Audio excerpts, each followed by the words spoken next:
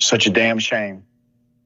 That was a 15-year-old Catholic high school freshman who approached a black classmate, threw a handful of cotton balls at him, and whipped him several times with a belt. The victim stood up, defended himself, and he was sent home for the incident. These young people, they are being taught terroristic behavior and they are acting it out on their peers. It is so incredibly terrifying, the things that you just talked about that these young people have done to each other.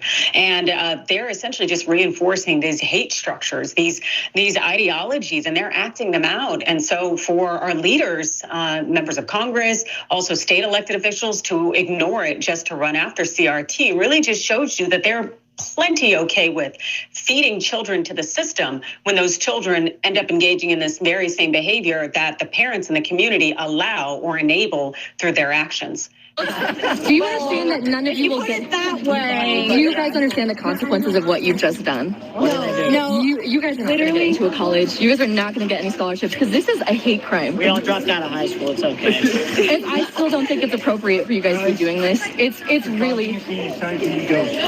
really not. This happened in Utah. Let's put up the pictures. Let me say thank you to the individual who tried to give them a proper education about the insanity of their behavior and the insensitivity connected to it. Obviously, their parents are not doing so. The smirking white teenagers from Cedar City, Utah, simply laughed off the outraged woman recording them. What do you say about this? What do you say about people coming out of themselves and out of their character to go and disrespect another race and think that it's funny? I'm glad the governor has something to say, but I think the thing is you need to tell people why this is not okay. It's not just enough to say that we don't tolerate this type of hate speech or we don't tolerate this type of activity. You need to explain why. There is a lack of understanding of where this type of activity comes from and why it is so offensive and why we should not keep doing it. They don't understand why, and they probably don't want to, but the why needs to be addressed.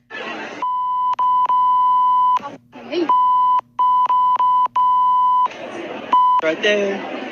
Right there. There are everywhere. Hey. They ran out of chicken. In the video, at least 2 Terrebonne high school students on and off camera are chanting and even singing the N-word many times. Next, the 2 white teens that were in the video, they were the voices on the video, they panned to 2 black students, calling them the slur.